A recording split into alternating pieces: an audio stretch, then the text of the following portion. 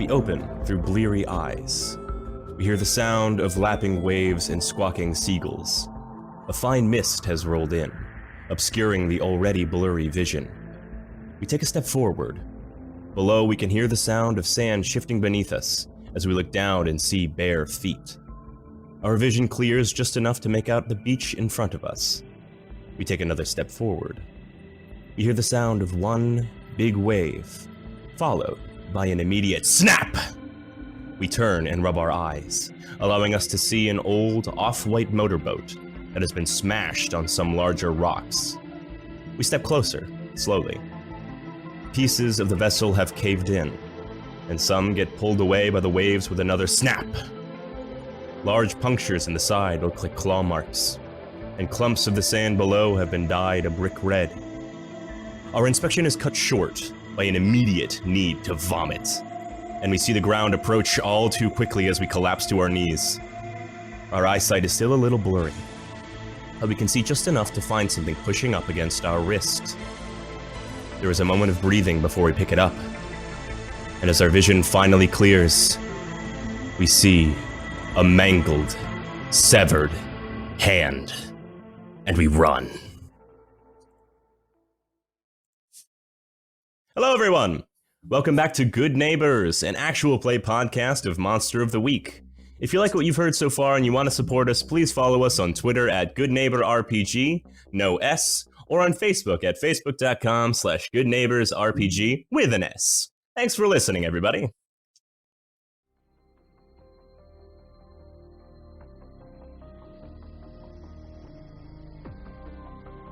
We open on the streets of Constance late at night. From the sky above, fine green specks buffet the camera as it zooms in on a lone dirt bike. We hear the whirring of its engine as the rider flits through lamplight after lamplight. The camera cuts to the face of Flint O'Hare in the night. Flint, what do you look like right now? Sweating, nervous, but determined. Probably still following speed limits, but only barely. Perfect. And where do you go first? First place I go is to the local not YMCA. Yes, perfect.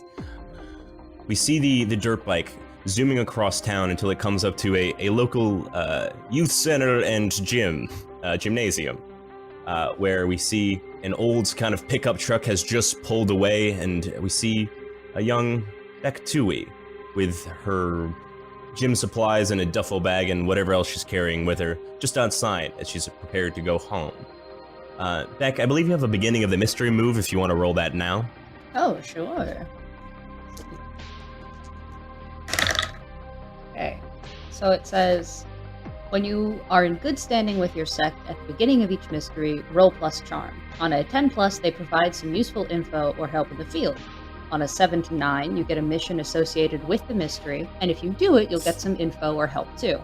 On a miss, they ask you to do something bad. If you fail a mission or refuse an order, you'll be in trouble with the sect until you atone. And I rolled a 7. A 7. Could you read the 7 result for me real quick one more time? You get a mission associated with the mystery, and if you do it, you'll get some info or help too. Okay. Then I will get that to you when all of you are kind of more firmly in it, and you have reason to. It's not like Chuck is just going to roll back around like, hey, before I leave, I have this weird thing to talk to you about. His eyes roll into the back of his head. Yeah. But yeah, as you are waiting for the bus to come, we see Flint pull up on his dirt bike with the classic loud wah, wah, wah, wah. What do you do? When do you have a bike? Since like 10 minutes ago, little time to explain. I need to head to my shed. You need to head to my shed. Bad stuff going on. Someone in trouble. You get June, I'll get Cascius.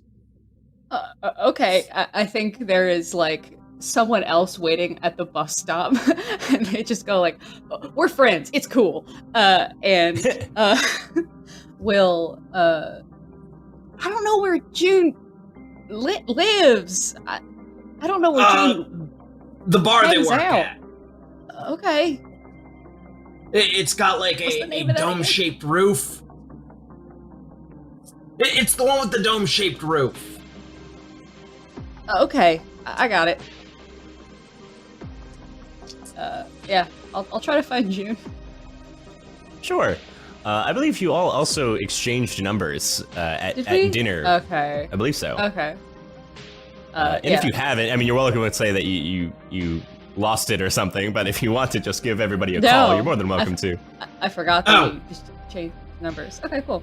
Some of you don't have phones, so I think June only has a pager, and yeah. In that case, Beck, call them and meet me at my storage shed. Okay, no problem, bud. You sure you're cool? Cool isn't the best word for this. I'll be okay. Somebody's in trouble.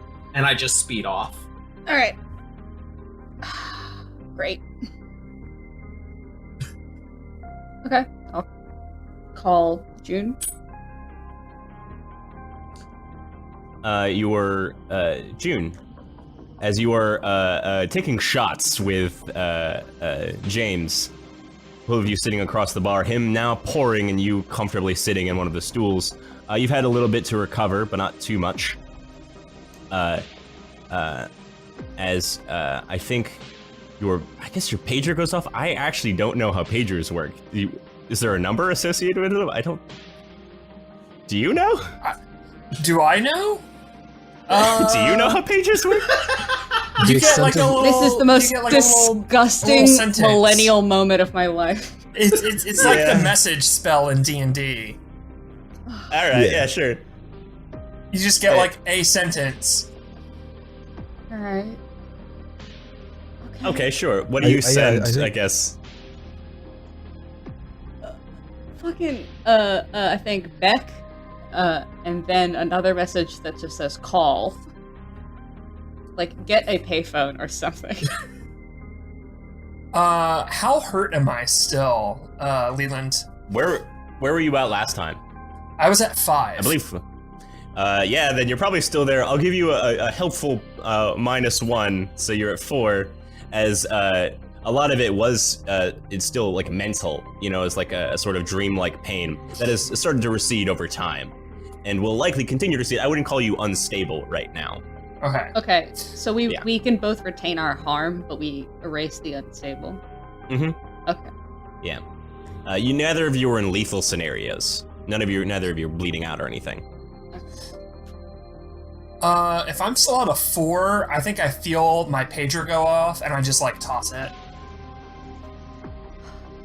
There's a raised eyebrow on James's face. Trouble in paradise. No, I'm sure everything's fine. Yeah, right. Well, to everything being fine, then. And he gives like a little wink as I think he has like a martini glass, which he clinks on whatever you're holding. Yeah, I'm gonna head back to my apartment and sleep this off. But all right, you have a lovely evening, and I'll be here as always if you need anything. Toodles. And very well. I grab my jacket and grab the pager, still not looking at it, and head back to my apartment. Okay. You start heading that way, and at the same time, Flint, how are you intending to find Cascius?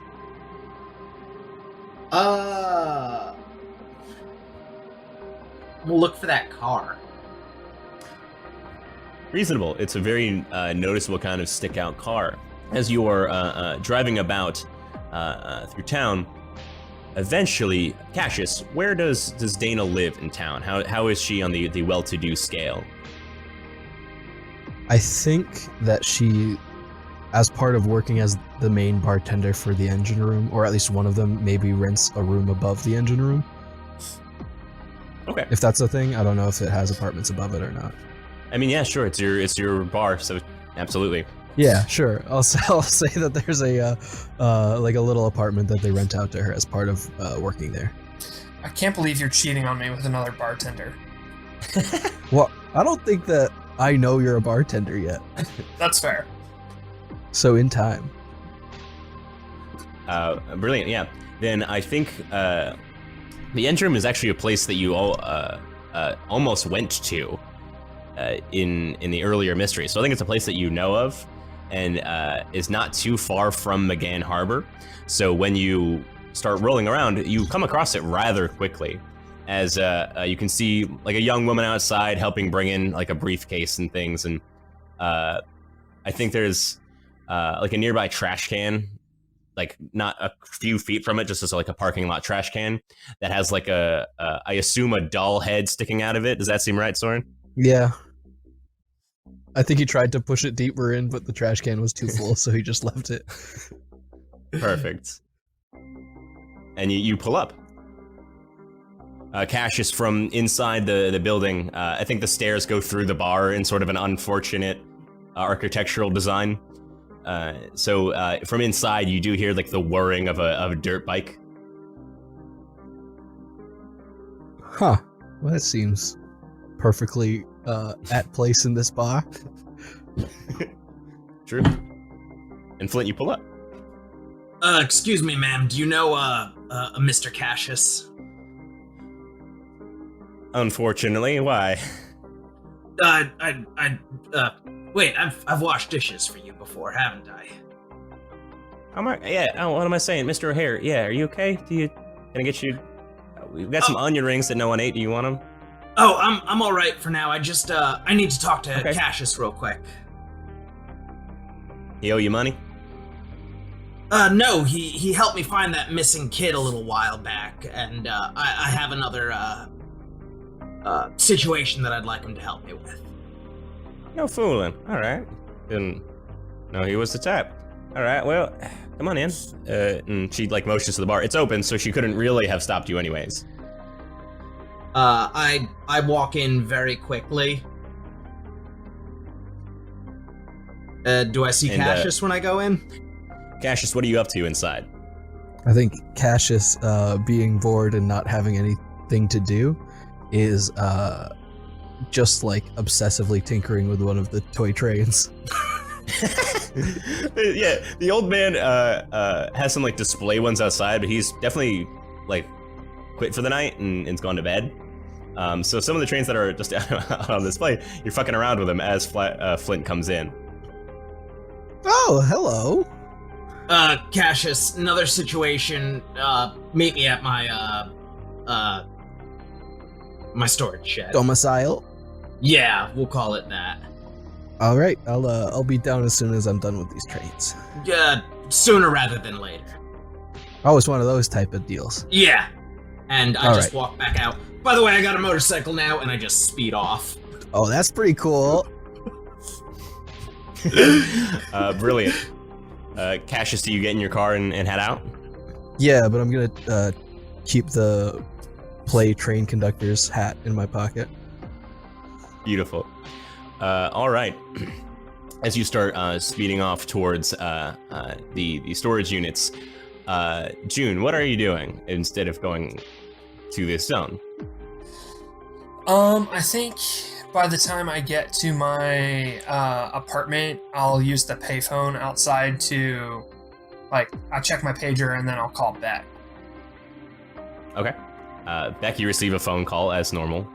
Nothing too strange going on yet. I think in the interim, when June had been ignoring their pager, Beck had tried to like find them. Probably just by like Googling the bar's name or something. It's like on the bus. Sure. Hey, what's up? Yeah, I mean, you pagered me. Right. What's up Sorry. with you? It's been a long day. Look, Flint's kind of going on about something, and he says that we should all meet up at his storage shed. Yeah, that's not too far from my apartment. You should come here and, like, get me, though. I don't have, like, a car or anything. Well, I mean, I don't mind, like, meeting up, but... Yeah, meet me here. I gotta, like, lay down for a minute. Okay. I've had like 8 fingers of whiskey. Is that what cool people call shots? All right. Good girl talk. I'll see you in a bit. Fuck, my apartment, it's above the Little Philadelphia Diner. Okay. Great. Be there in a bit. All right. Bye. Does everyone live above a place of eating? Or like a I like like a store? how every important location is seemingly about 50 to 20 minutes away from each other. It's very convenient. It's very convenient. Hey, I have Oh my a literal neighborhood that I get bonus points if I'm in. So True.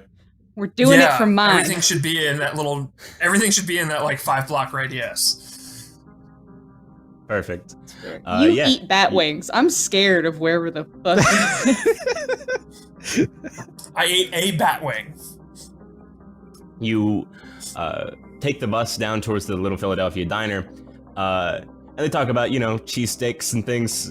I live in Philadelphia. I don't actually know much about it. So they have cool Philly food.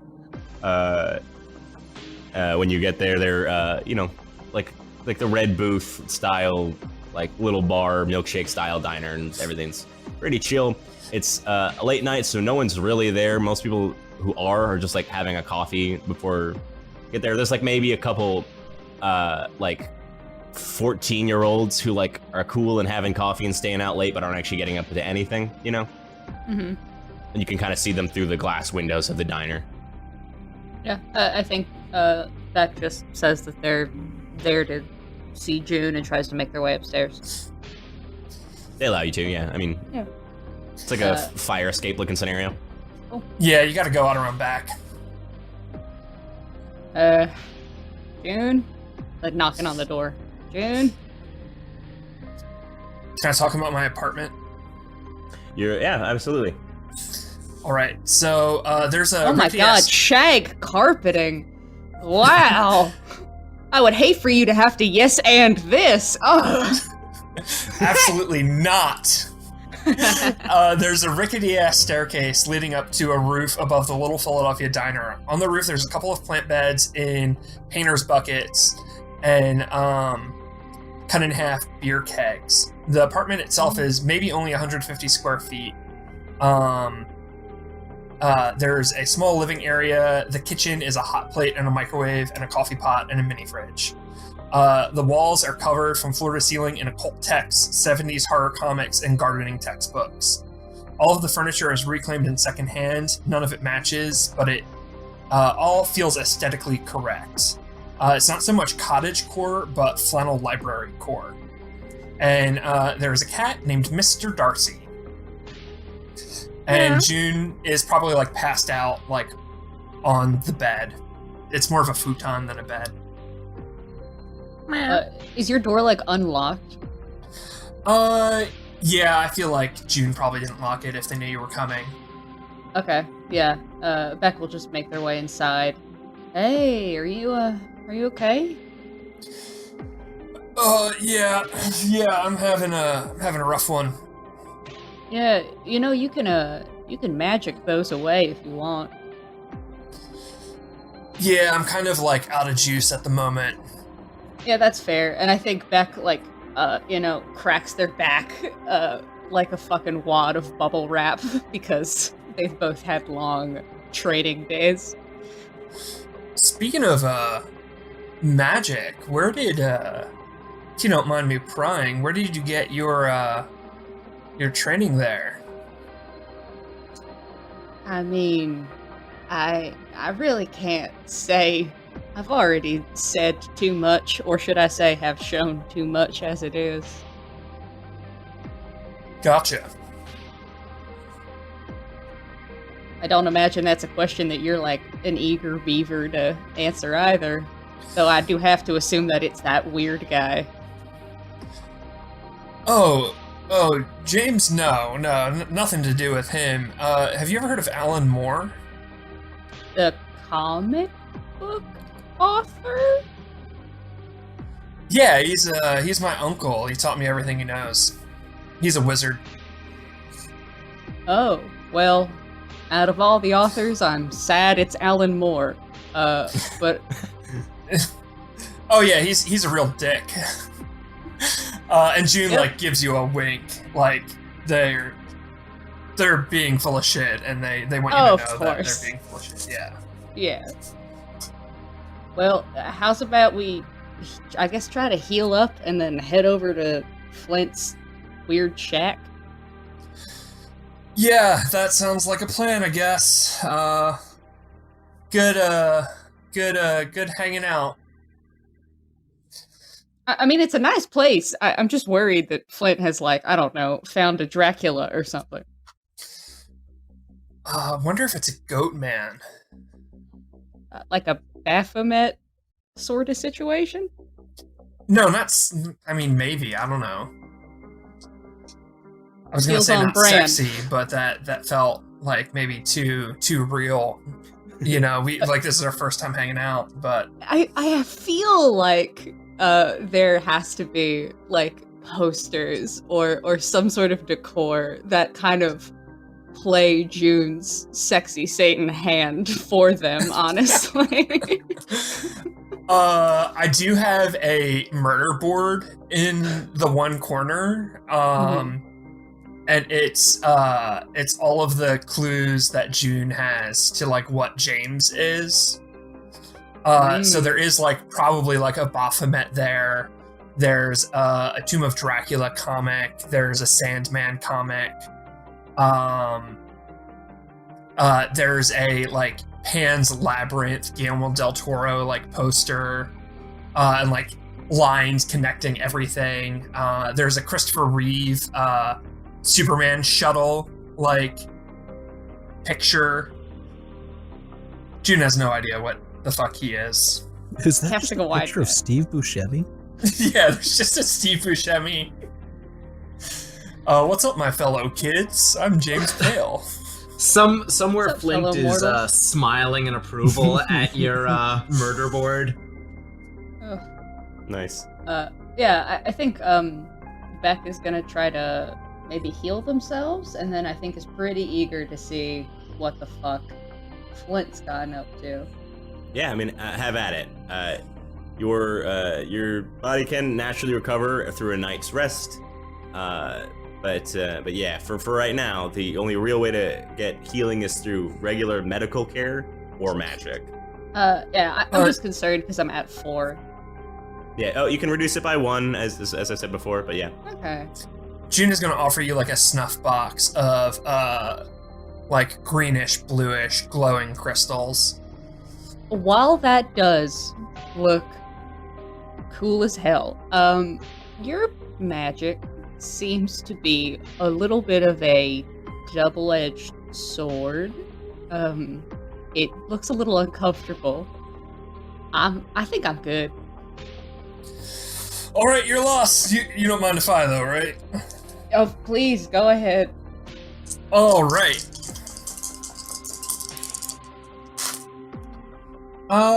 That's an 8 plus 2 is a 10. All right. Yeah. Heal 1 as normal. Dope. I'm gonna go get my high heels and go into the bathroom and like redo my makeup, and then head for the door. Cool. So does June change into high heels from like flats? Oh no, my heels are enchanted so that I Oh. always have like perfect balance when I'm wearing them. Okay. I'm gonna push you over so often.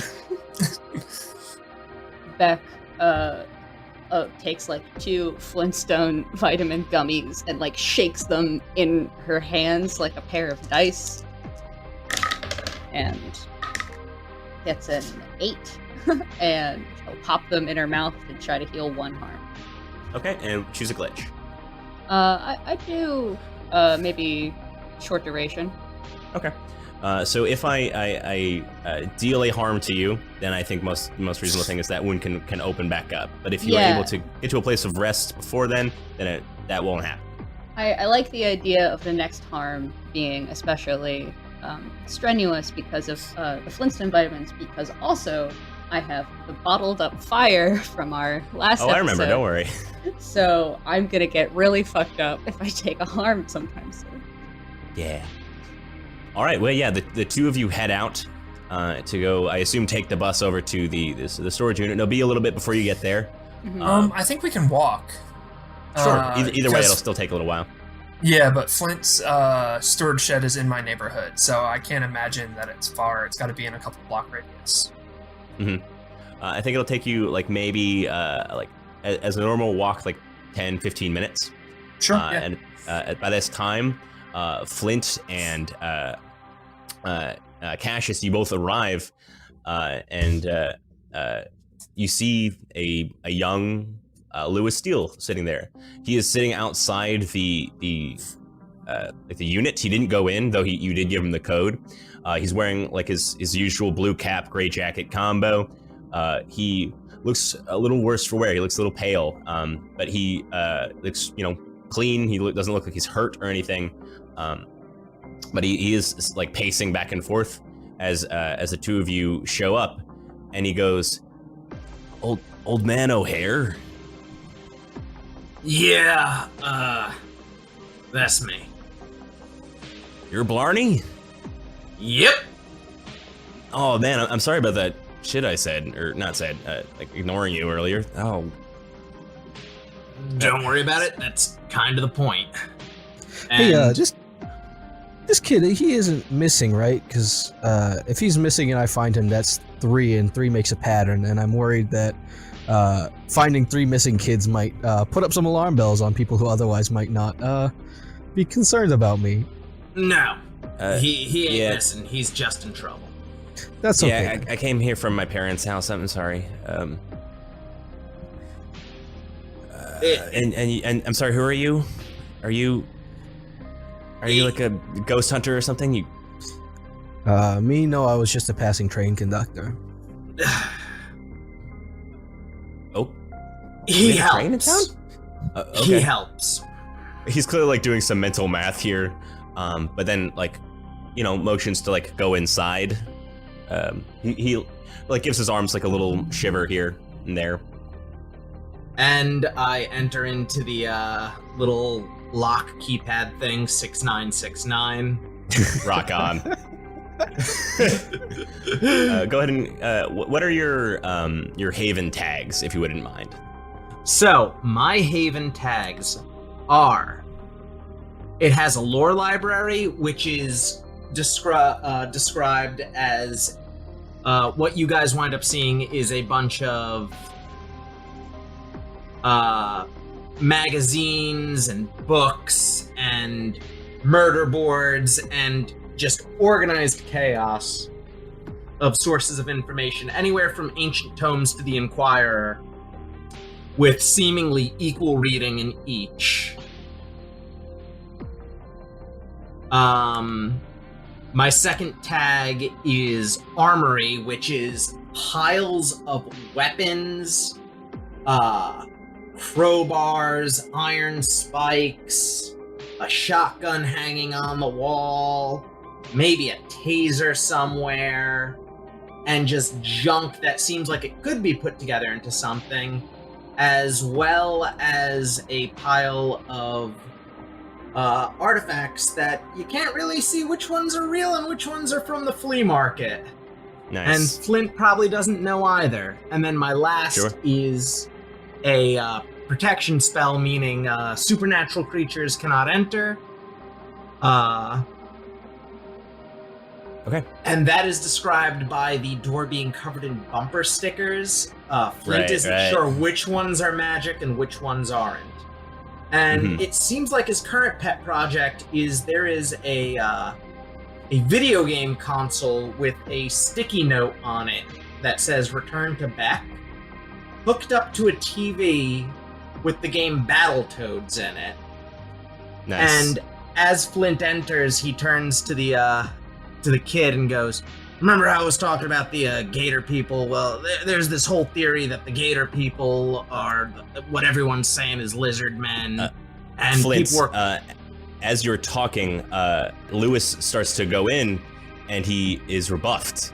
He stops dead right out the very edge of the entrance, and he falls on his ass as he looks panicked and raises his chest as he sucks in a bit of air and crawls a little bit backwards. You okay, kid? You I don't. Is your shoelace untied to something? What? Sorry. My head hurts a little bit. He stands back up again as he rubs his forehead, and he tries to walk in, this time with a little bit more force, and he stops dead as if he slams into a wall, and he falls back. What the fuck? Hey, that's some pretty good mime technique. No. I swear I'm not doing it. Flint's face looks pale, white as a ghost, and he approaches the kid and goes, has anything bitten you lately? Have you looked in the eyes of anything you shouldn't have? And he pulls out a flashlight and looks into the kid's pupils, looks at his neck, his wrists. He starts like looking over himself, and he says, I don't think so. At least I feel like I would remember, right? Like it would hurt or something, and he like shows off his arms and seemingly nothing. That's the thing. A lot of times when they do this, you don't remember. Can I roll read a bad situation? Sure, yeah. This would probably be pretty appropriate right now.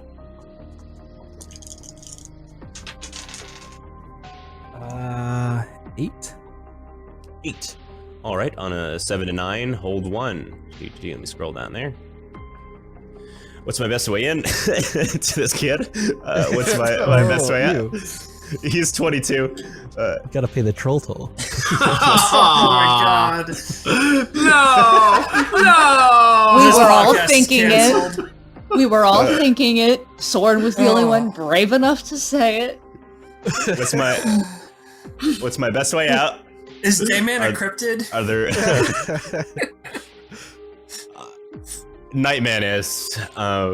What's my best way in? What's my best way out? Are there any dangers we haven't noticed? What's the biggest threat? What's most vulnerable to me? And what's the best way to protect the victim? You can choose one. And if you act on the answers, get +1 ongoing while the information is relevant.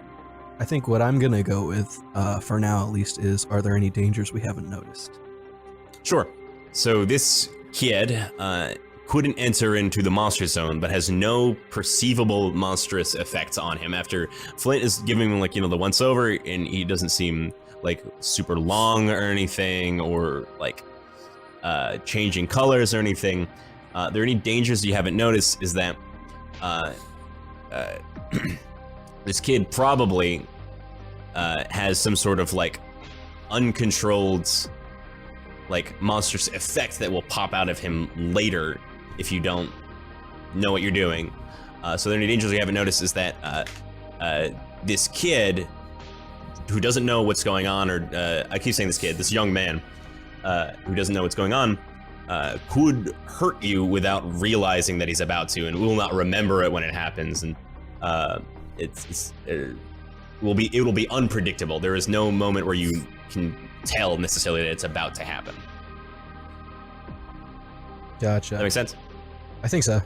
I have an idea of what I think you're saying, and I think that's about as much as Cascius would have. So, yeah. I'm gonna be like, I think, I don't know. I think we might want to act quick. I don't know what's going on, but it seems like it's a time efficiency thing. Cascius, there's a stack of books on the left side of my bookshelf. It specifically references possession, and then there's another book next to it that references infectious monsters. Can you bring them both to me? Cool. Either of those have anything about cursed dolls, perchance? I have a different book for that. We can talk about that later. Okay. And What the I would hell like are you talking about? I would like to use investigate a mystery with the +1 from my lore library. Absolutely. Yeah. looking for the books, can I try to help? Yeah, that seems appropriate. Go ahead and roll cool. Don't you automatically help with the power of heart? It only applies when you're fighting the monster. Ah. I rolled a 12 for helping. Damn. Rock on. Add a 1. Alright, so my investigate a mystery is going to have a grand total of +5 with my sharp. Hell yeah. And with an 11, that makes it a 16? There's no added bonuses until you get an advanced move, but for sure. Yeah, you both change into librarian costumes. Flint dresses up like Giles from Buffy, and Cascius is wearing like a sexy short skirt. Librarian. You pull out I like this alternate costume. You pull out like a whiteboard out of nowhere and just like, well, here's the problem with you, kid. But anyways, on a 10 plus hold 2, what happened here? What sort of creature is it? What can it do? What can hurt it? Where did it go? What is it going to do? And what is being concealed here? I'm going to go with what happened here as far as like what got this kid into this situation, and I'll figure out what the next question is based on your response to that. Sure. I do imagine that you probably have to talk to him a little bit further down the line to kind of get some explanation here.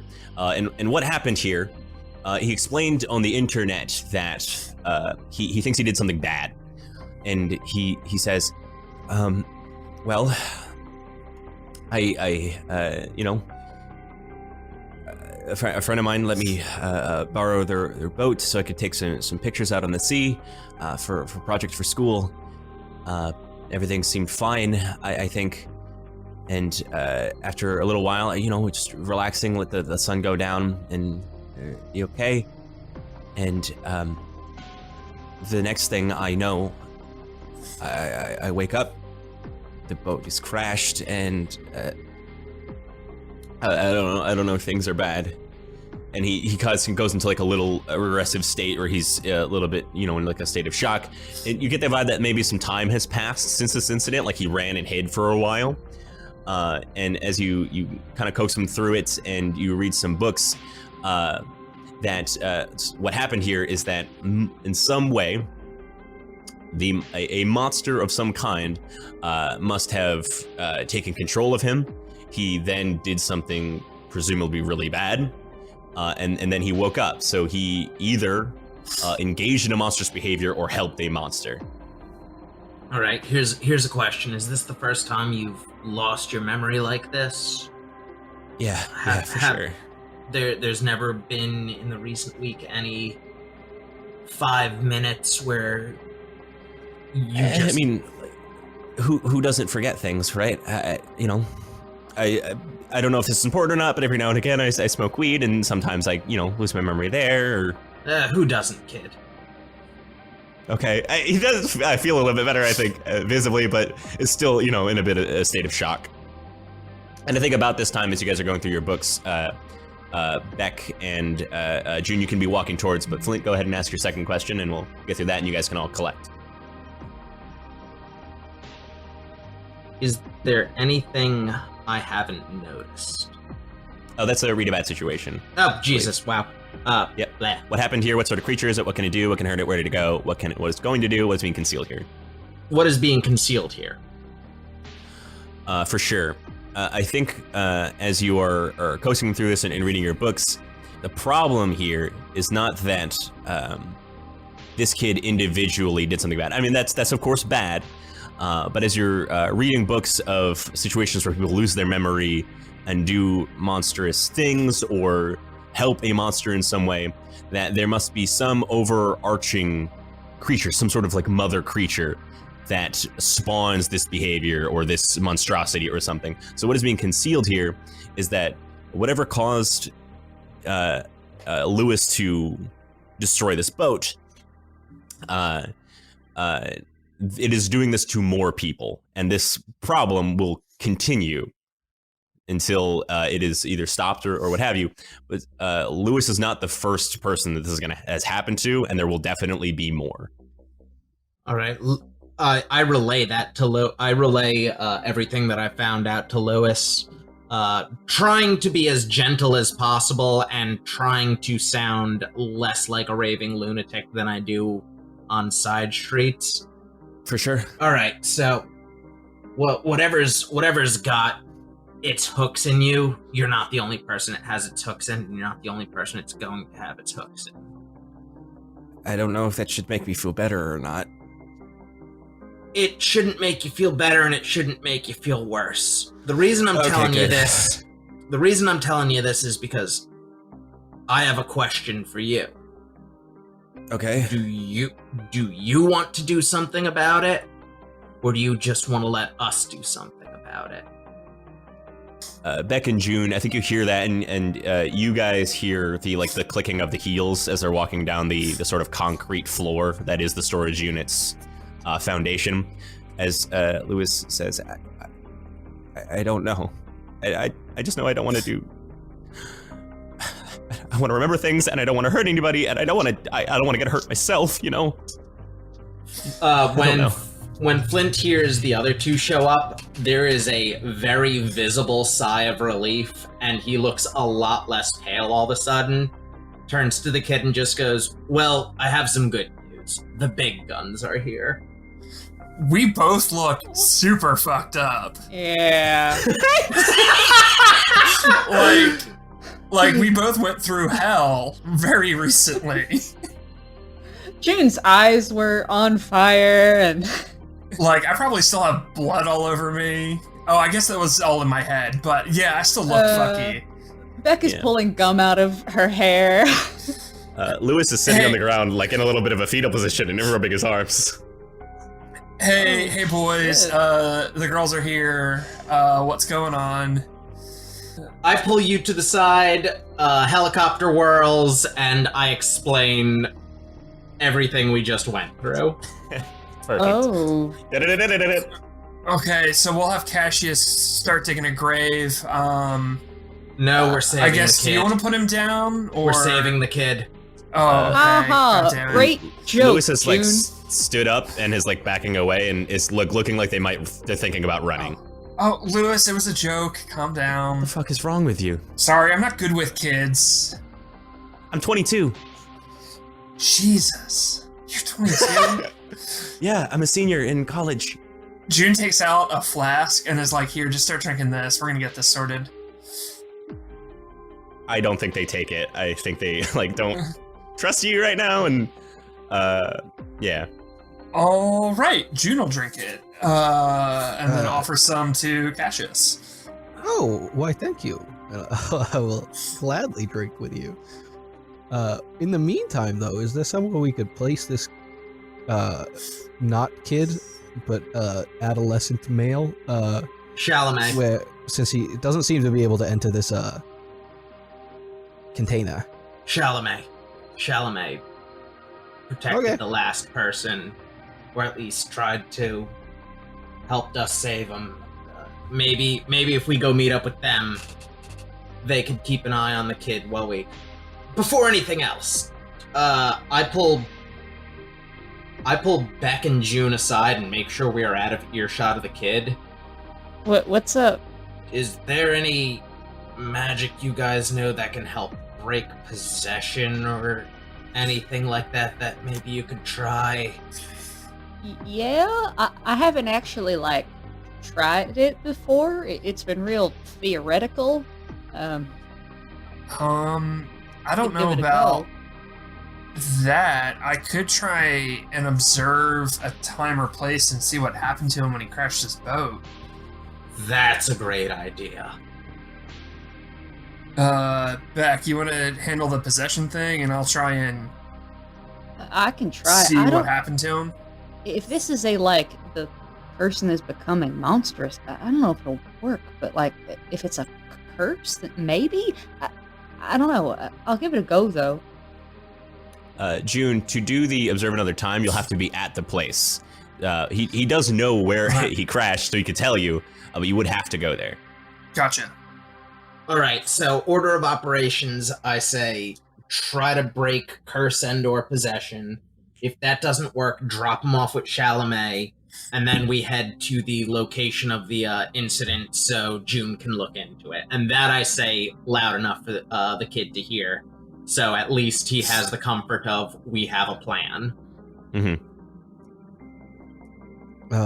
So yeah, as they call over the kid, I'm gonna finish my conversation with him, which is basically like, and then George takes the golf ball out of the whale's blowhole, because Kramer had actually gotten it in the, and he had been pretending he was a marine bio. Isn't it Seinfeld so great? Go ahead and roll me manipulate a person. I think I assume you're trying to calm him down and get him to think about other things. Sure, let's pretend I had a motive with that. Yeah, all right. 7. 7 on a 7 and 9, they'll do it, which is calm down, but only if you do something right now to show that you mean it, like you're trying to, help him. Kramer impression. Anyway, do you want to borrow my box set of Seinfeld? Only for $5. You have to do something, not say something. Fine, you can borrow my box set of Seinfeld for free if you'd like. It's helped me through some tough times. And I'm gonna go get my just, like, box have it set in of your Seinfeld from my truck. I have everything I own in my truck or my car. That is all I own. Okay. You hand him this box of Seinfeld DVDs. VHS. He looks down. VHS. I like that we were in sync with that. That was good. You hand him this box of Seinfeld VHS tapes, and he looks at them, and there's like a momentary calculation of like, do I have anything that could use these? Probably. But as you kind of put it into his arms, and he kind of sees what you're doing and does try to distract himself by like looking through the tapes. And he takes a deep breath and gives you like a little thanks. Oh, no problem. Anyway, what are those guys talking about, you think? Something good, I hope. Hey, Lou. Hey, how you doing? Good. You go to my school? No, I don't. Oh, okay, I'm sorry. You just looked like you were... Never mind. Like my age or something, I don't know. A little. I'm a little older, but,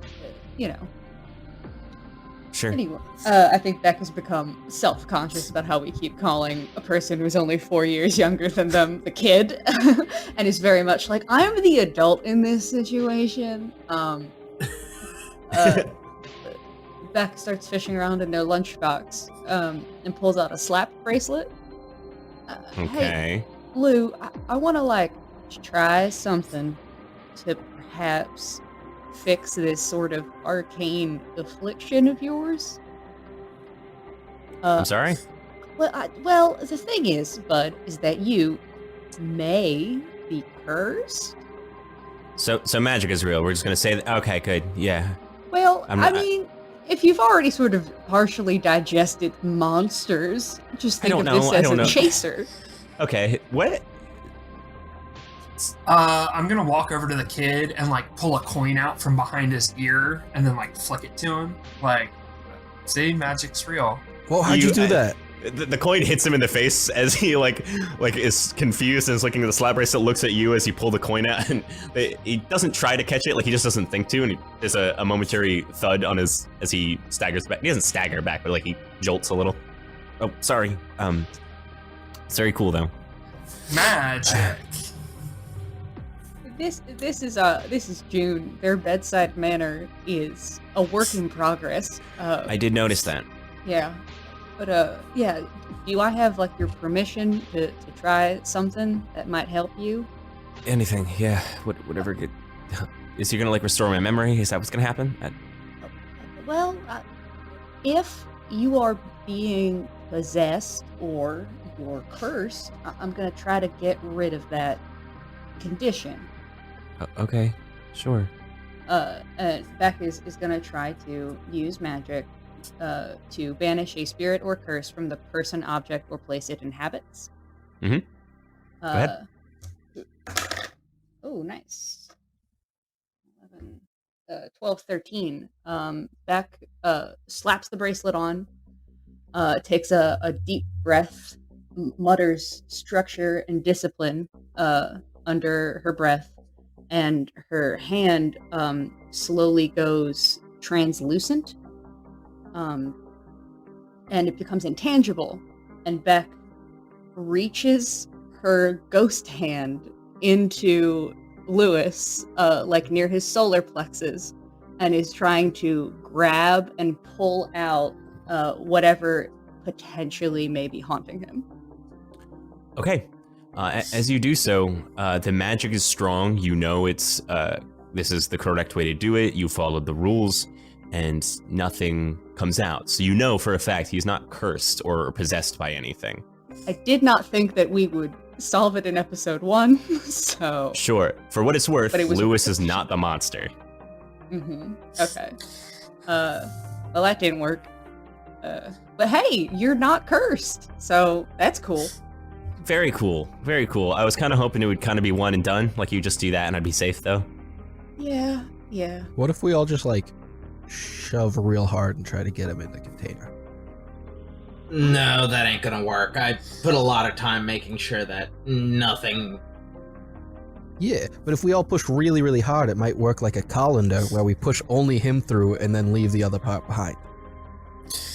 I don't know how this whole thing works, if that wasn't clear. If there was some secondary sort of, like, intelligence or spirit, like, lurking within Lewis, we would have been able to just pull it out. So that's not the case, so that's cool. Okay. So now we just follow a different lead, and we don't colanderize him. Alright, we had two other plans that we said we would go with. If this didn't work, we were gonna go check with Dr. Charlemagne, and then we were going to go to the location that this happened. Sounds good. All right. Regulators, mount up. Regulators? You never saw Young Guns? No. Damn. Alright, borrow Cascius's VHS of it. Yeah, I think I might have lost that one, but I'll see if I can find it. Alright, Anyway. There's a quick cut to Lewis's eyes as the most ADHD conversation he's heard tonight goes on. As he clearly is going through some doubt of, like, are these people going to be able to help me? I think that Beck is, like, trying to pry the slap bracelet off of their wrist, and it's stuck, and they still have, like, a ghost hand. They, like, finally, like, rip it off, and they, like, fall backward, and, like, their hand goes back to normal, and the slap bracelet, like, burns up into the ether. And I don't imagine Lewis feels inspirited. No, I mean, no, he doesn't. on the one hand, we're a bunch of bumbling fools. On the other hand, he just literally watched somebody's hand turn into a ghost and reach into him. Yeah, a lot's going on for him right now. He's like, and monsters are real, and magic is real. Awesome. And the people that do magic and are gonna help me are maybe not the brightest. You sure you still don't want that drink, Lewis? Yeah, okay. Yeah. I, like, give him, like, I reach into my coat and, like, pull out a different flask. Wait, no, that one's holy water. This one. There you go. Their eyes widen. Okay. They take a swig, but it's fast. Like, they're like, and did it. Okay, here you go. That's actually gonna help you, Lewis. A lot of times you can only see these things through the corner of your eyes. Having some sort of impairment, like I told you before, helps you see them. Oh, okay. I'd never heard of that before. Yeah, that's why I'm, like, fucked up 90% of the time. Yeah, me too. Yeah. That's why. Yep. Are you guys like some sort of, like, secret under the cover of night order or something? We're somewhere between the Scooby Gang from Buffy and the Midnight Suns from Tomb of Dracula. Okay. When you put it in context of, like, popular culture, it does make it more sense to him, as he's like, references that I can put to this. That makes sense to me. Okay. Yeah, we kind of teamed up by accident a little while back with, the author in town, Dr. Charlemagne. Chalamet, yeah. Chalamet, yeah, sorry. Chalamet, yeah. We work with him. We're also friends with Swamp Thing. We are? Is like everyone in this town like secretly something? Is that what's going on? I don't really think seems so. like it. I have think so. several theories, but I don't know. You guys keep bantering. I'm gonna go see if I can get my car started, because that is a very real concern. You give me have about been 5 drinking. minutes. Well, I'm just gonna start it. Okay, I'm just saying, Flint might have to drive. Or Beck. Thought Flint had his cool little bike. Anyway, I'm gonna see if my car starts. Your car starts. Nice. All right, let's head to Chalamet. If I need to, I'll drive. I don't like you drinking and driving, Cascius. I had like a sip. Shh. Backseat, Cascius. Fine. I can't even sit in the front seat. No, you get to sit with the It seat is that has his rubber car. bands and paper clips as a seat belt. Oh, he's gonna begrudgingly climb back into it. You all get in the car, I guess, and Lewis is, as I guess, I'm assuming sitting in like the middle back seat, like uncomfortably squished up between two of you. That makes sense. Yeah. Okay. All right. So yeah, you want to go down to the harbor, take a left down at to the beach side there, and I guess I'll walk you to it. It's not like a tourist place or anything. It's not a place you can like park your car. All right. Okay. Works for me. Oh, are we taking the kid with us, or are we dropping the kid off? I think we should take him with us so that he can at least show us where everything went down. Cool. And then we'll go meet up with Chalamet once we have more information. Okay. As you start driving, the rain noticeably starts to fall. It's a light pitter patter here and there, but as you get closer to the beach, it starts to pick up a little bit. And curiously, as you're driving along, you pass car after car, and on your windshields, whoever's driving, on your windshield, you start to notice that the rain occasionally, as the wipers scrape it, takes a green tint, and then it's away, and then the rain will wash and it'll be clear again, and it's fine. But every now and again, it streaks into green and swipes away. We see that Lewis every now and again starts to have like breathing problems, and Lewis does need an inhaler, and he does take it. He like has it on him, and during those times he takes it just to be safe because he doesn't know what's going to go wrong, so he's trying to be like cautious here. And the camera cuts to fellow drivers in other cars who are driving along, and they never see this. It always looks nice and clear. It's still rain, so it's still a lower visibility, but otherwise fine. I would like to read a bad situation with that green rain. Have at it. That's Oh yeah, plus- sorry about the green rain coming in. The convertible top kind of got stuck down in 2001, so. Soren, if you make it canon that we can never put the top up on your car, you are putting us in so much danger. I'll get it fixed eventually. Oh god. All right. Oh boy. That's a 7 plus sharp, so that's a 10. Alrighty, what's my best way in? What's my best way out? Is there any dangers we haven't noticed? What's the biggest threat? What's the most vulnerable to me? What's the best way to protect the victims?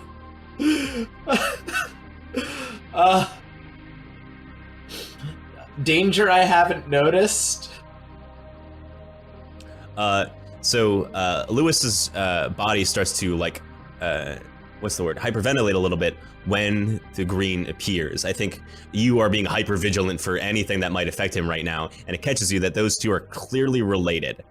So whatever problem that he might face is specific to that. Like that might be the activator for whatever thing he does.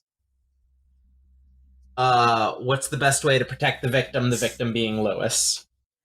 Make sure he doesn't. I think you can see that it's as the water rolls down and is discolored.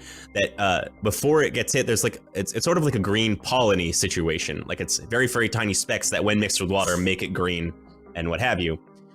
The specks are potentially breathable, evident by his body's immediate response to like start breathing really heavy. So the best way to protect him is to prevent him from breathing it, which means going outside right now can be dangerous for him. Whoops. I'd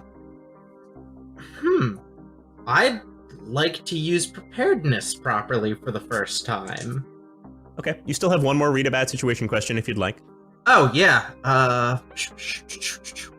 Best way in, best way out. Would I be able to use best way in with, what is the best way to get him to the location without him breathing in this shit? I suppose so. If you, there is a specific, like district where there's like a lot of covered awnings and things like that, and the buildings are very high, so they block the rain fairly well.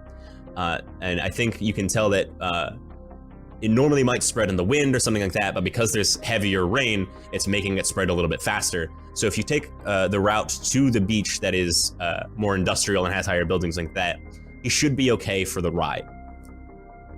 All right, and I would just like to use preparedness real quick to potentially solve a situation.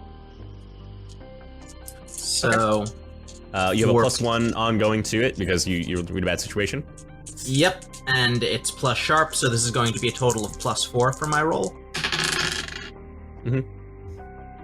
Didn't need the +4 because it's a 11 to begin with. Okay, what's the weird object? I reach into a bag that I have on me, and I have a small respirator, like a gas mask. Okay, cool. For like he happily when you're dealing with insecticides and shit.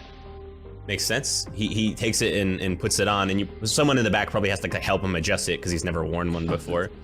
But yeah, he absolutely takes it, and that should reasonably stop him from breathing whatever the thing is in.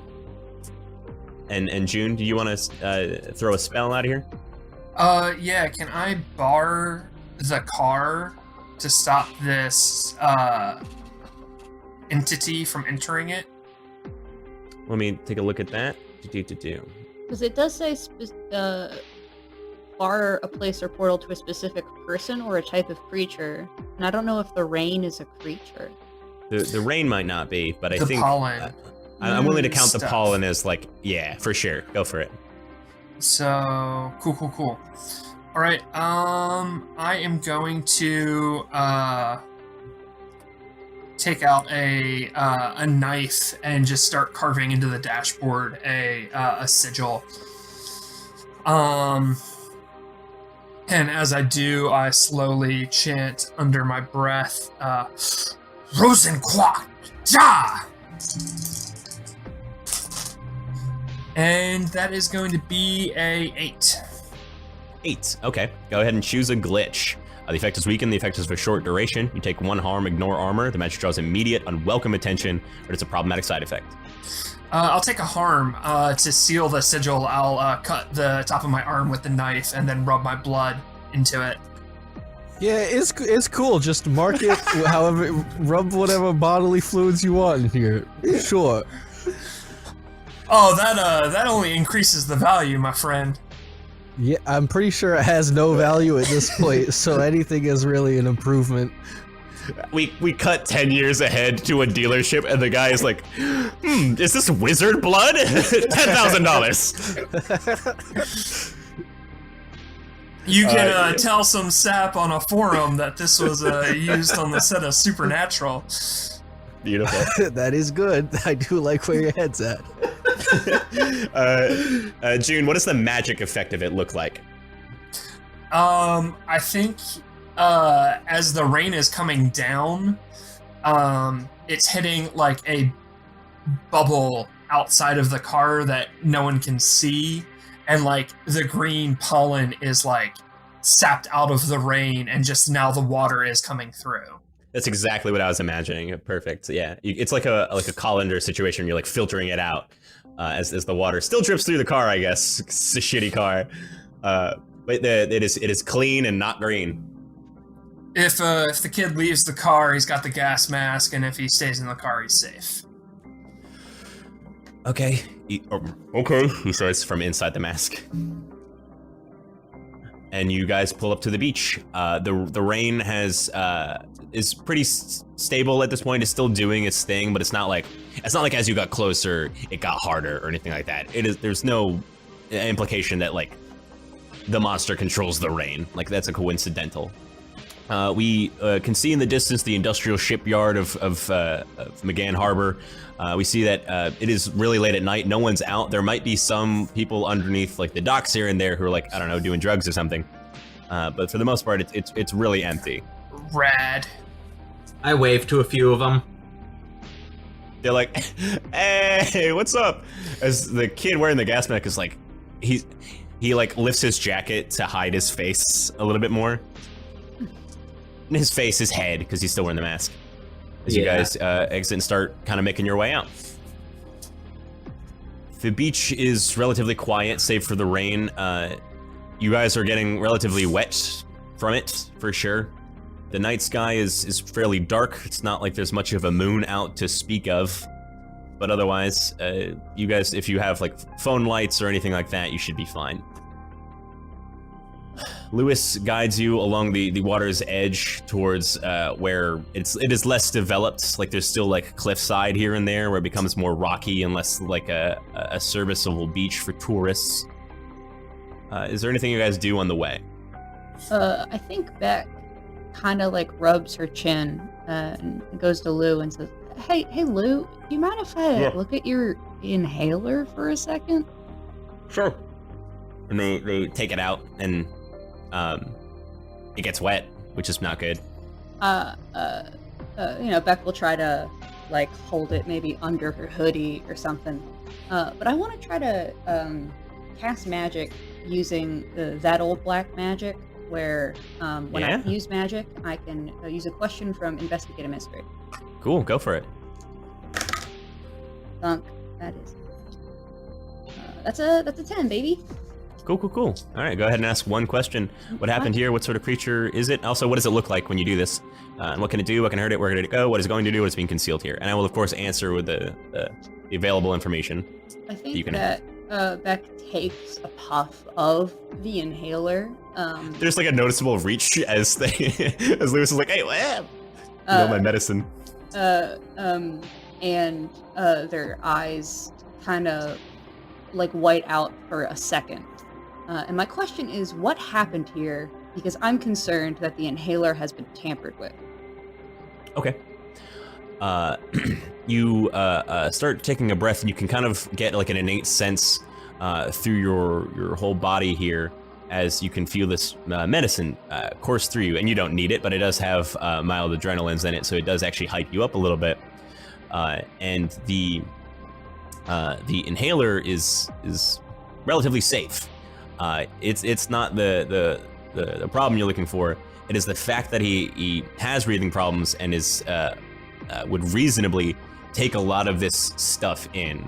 Like whatever this pollen substance is would absorb a lot of it in a really short amount of time. If he like ended up hyperventilating and having to use it.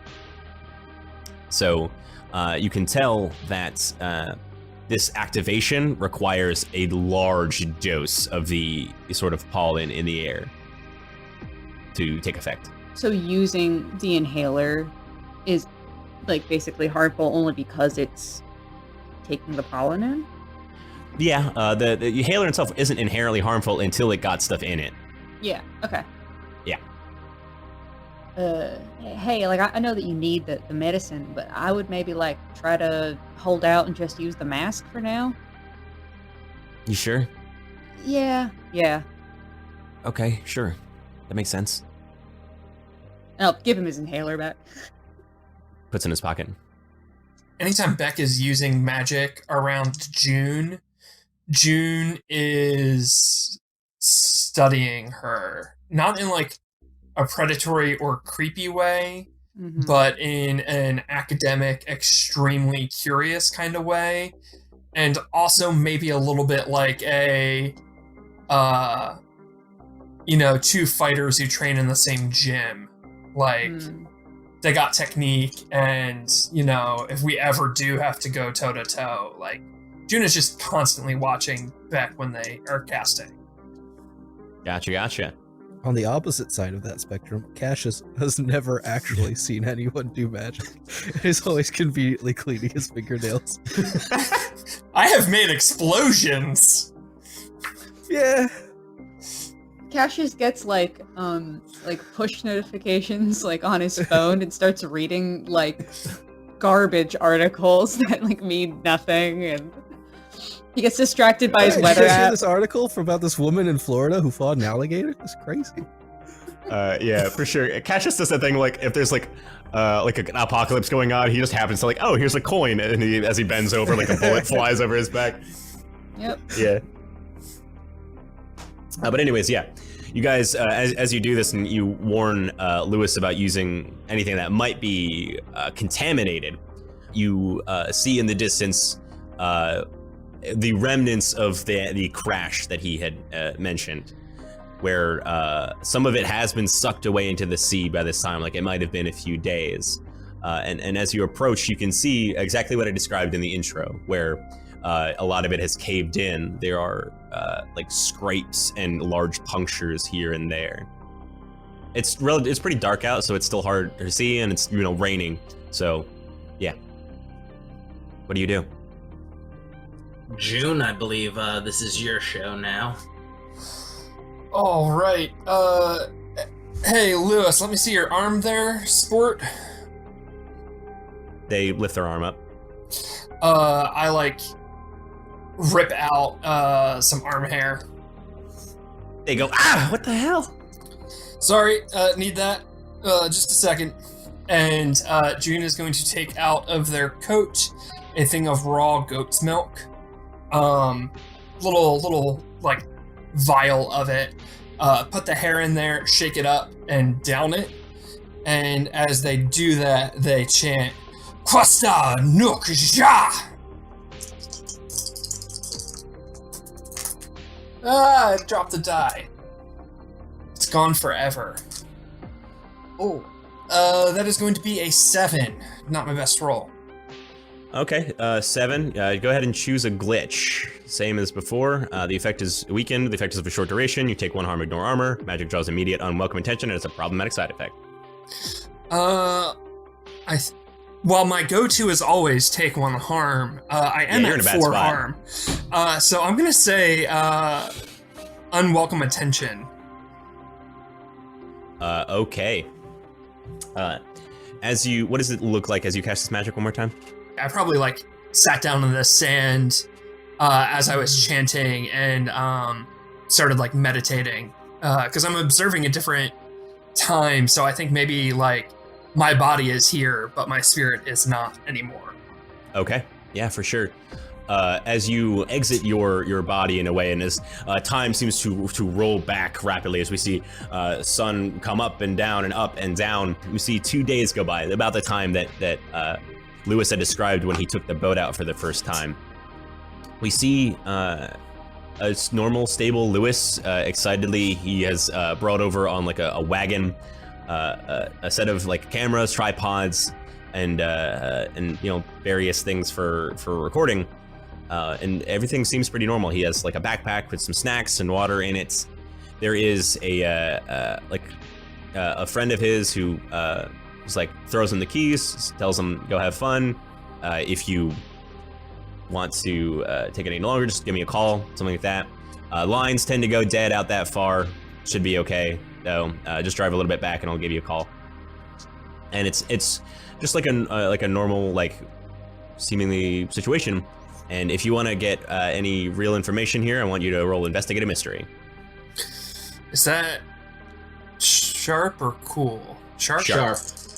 Yep. I guess my sharp and cool are the same, so it doesn't matter. I don't know why I asked. That's a 6, baby! I'd like to help out. Explain to me how you help out. Drink this goat potion with me. I can't do magic, so no. Well, first of all, goat potion, Goshen. But what I will do is I will rub their back and try to like keep you from getting sick while you're in your strange goat's milk fueled haze. Perfect. I like that. June, prior to this, you can kind of feel this, like, as your vision is getting blurry and flickery, as you can feel, even though you're not connected to your body, your spiritual self starts to bubble up a little bit, like your stomach. It's like, hey, maybe that was a bad idea. And if you did vomit, you would immediately lose connection to the spell. You can feel some potentially relief here. Flint, what do you get? That is my third 11 for the evening, so all those terrible rolls I made before we started playing, I guess got all my bad luck out. Congrats. Then yeah, brings that up to a 7. June, you don't mark experience, but you do get to ask a question. What happened here? What sort of creature is it? What can it do? What can hurt it? Where did it go? What was it going to do? And what is being concealed here? What sort of creature is it? Perfect. As you observe Lewis take off, you notice that he coughs here and there. He takes water. Notice he takes like some allergy pills and takes a cough drop and seems fine and content. He kind of the type to, like, push through whatever's going on. And he gets on the boat. He takes off, and a significant amount of time passes. Like, we see that everything is pretty much okay. We don't see like any storm or something or magical blast or anything like that. All we see is eventually the boat returns with no one manning it.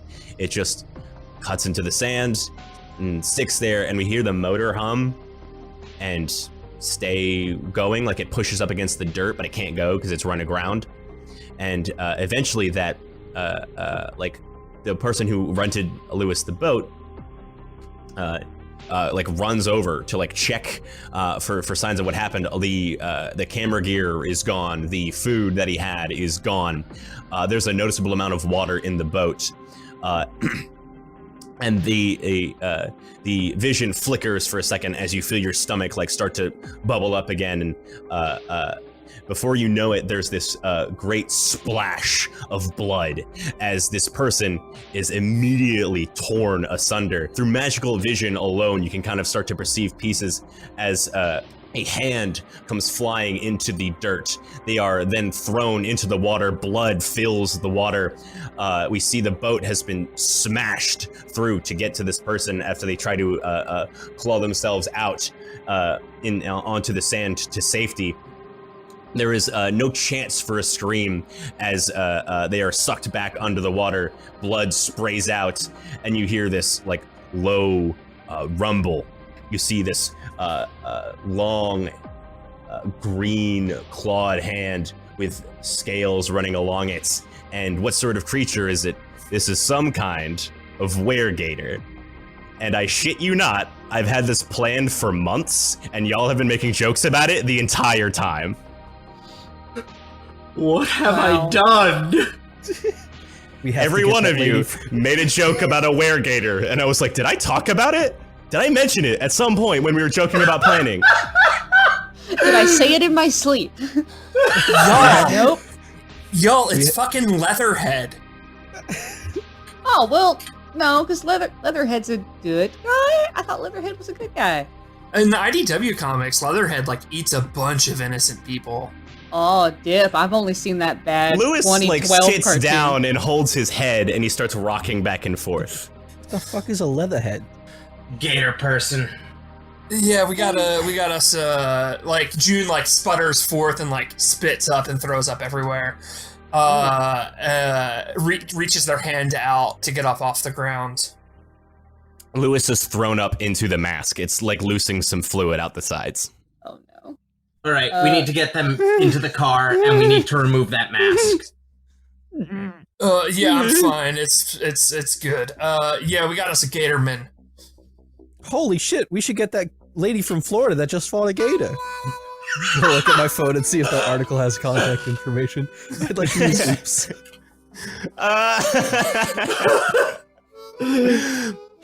Cascius, I say this without exaggeration. We are never on the same page.